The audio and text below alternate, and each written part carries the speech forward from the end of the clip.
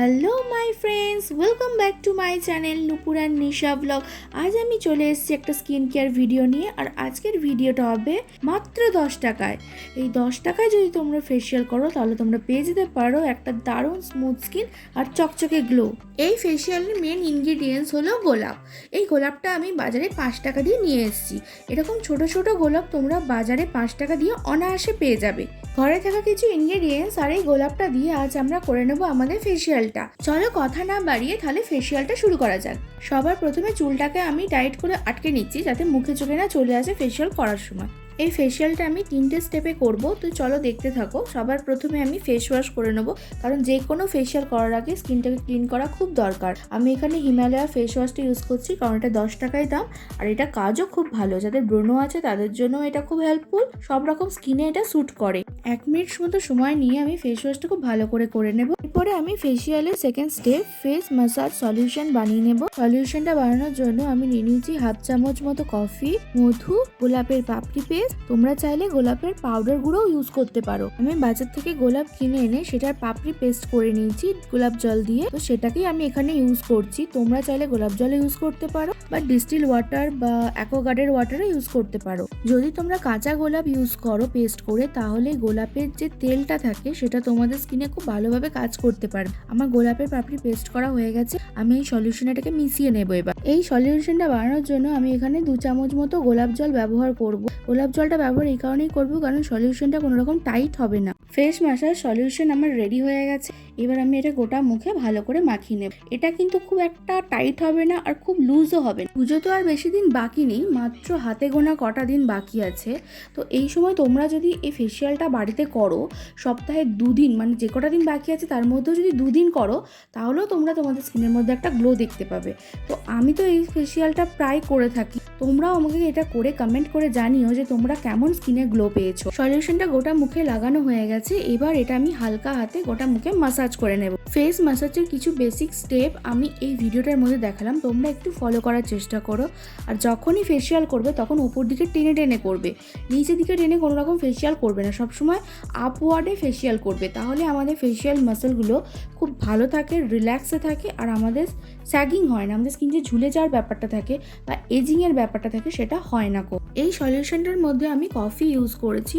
Coffee আমাদের মুখের ট্যানটাকে remove করতে সাহায্য করে। তোমরা রোদে যে যখনই বেরো না কেন আমাদের মুখে হালকা ট্যান থেকেই থাকে, যতই সানস্ক্রিন ইউজ করা হোক না কেন। সেই কারণের জন্য কফি যদি তোমরা সপ্তাহে 2 দিন করে ইউজ করে থাকো, এই ট্যানটা খুব ভালোভাবে রিমুভ হয়ে যাবে। আর আমি এখন যেভাবে ফেসিয়ালে মাসাজটা দেখাচ্ছি, 2টো আঙুলে করে এইভাবে যদি মাসাজ করো, তাহলে মুখের মাসেলের মধ্যে ব্লাড সার্কুলেশনটা বেড়ে যাবে আর আমাদের একটা ন্যাচারাল গ্লো সৃষ্টি হবে। আর সলিউশনে ইউজ করা যে মধুটা আছে, এই মধু আমাদের স্কিনের ওয়াটার লেভেলটাকে মেনটেন করে। সেই জন্য আমাদের স্কিন ড্রাই হতে দেবে না, একদম ময়েশ্চারাইজার মতো নরম থাকবে। মানে মনে হবে যেন আমি ময়েশ্চারাইজার মেখেছি, বাট না মাখলেও আমার চলে যাবে। আমি এই সলিউশনটা মুখে মোটামুটি 2 থেকে 3 মিনিট খুব ভালো করে মাসাজ করে নেব।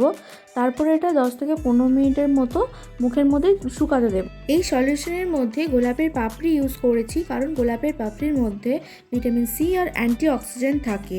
আর ভিটামিন সি এর কাজ তো তোমরা জানো, স্কিনের এজিং আসতে দেয় না, স্কিনটা যাতে ঝুলে না যায় সেগুলো থেকে সাহায্য করে। আর এই গোলাপের পাপড়ি ইউজ করলে পারে স্কিন খুব স্মুথ হয় আর ময়েশ্চারাইজ হয়ে। গোলাপের পাপড়ির আর একটা বিশেষ কাজ হচ্ছে আমাদের স্কিনে যে ব্রণ হয় সেই ব্রণ হওয়া থেকে আমাদের বাঁচায়। আর আমাদের স্কিনে যে ডার্ক স্পট পড়ে বা সানবার্ন হয়ে যায় সেগুলো থেকেও বাঁচায়। তো সেই কারণের জন্য গোলাপের পাপড়ি দিয়ে ফেসিয়াল করাটা খুব ভালো। মাসাজ আমার মোটামুটি কমপ্লিট হয়ে গেছে। এবার আমি 15 মিনিট স্কিনটাকে ড্রাই করে নিয়েছি।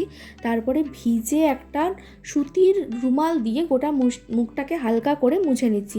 খুব রোগড়ে রোগড়ে বা জোরে জোরে মুছবো না, হালকা হালকা করে মুছে নিয়েছি। স্কিনটা আমার অনেকটা ক্লিন হয়ে গেছে।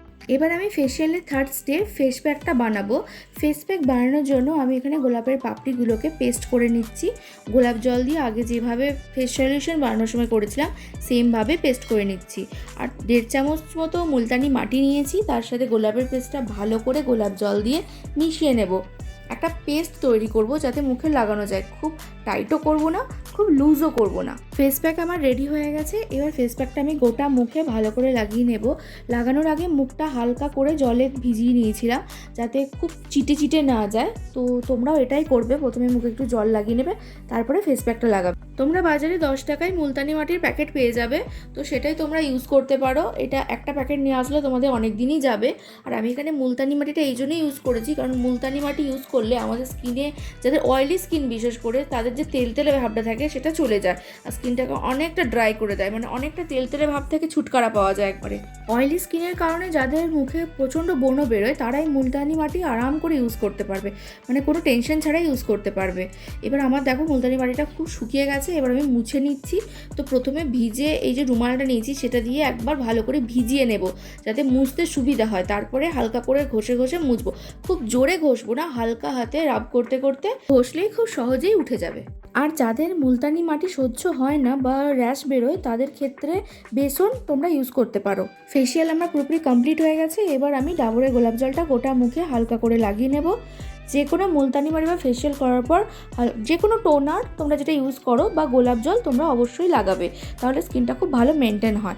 আর চাইলে পরে বরফের টুকরোও তোমরা লাগাতে পারো, সেক্ষেত্রেও ভালো কাজ দেয়। তো তোমরা সবাই দেখে নাও আমার ফেসিয়ালের ফাইনাল রেজাল্ট, আমার স্কিনটা কতটা গ্লো করছে।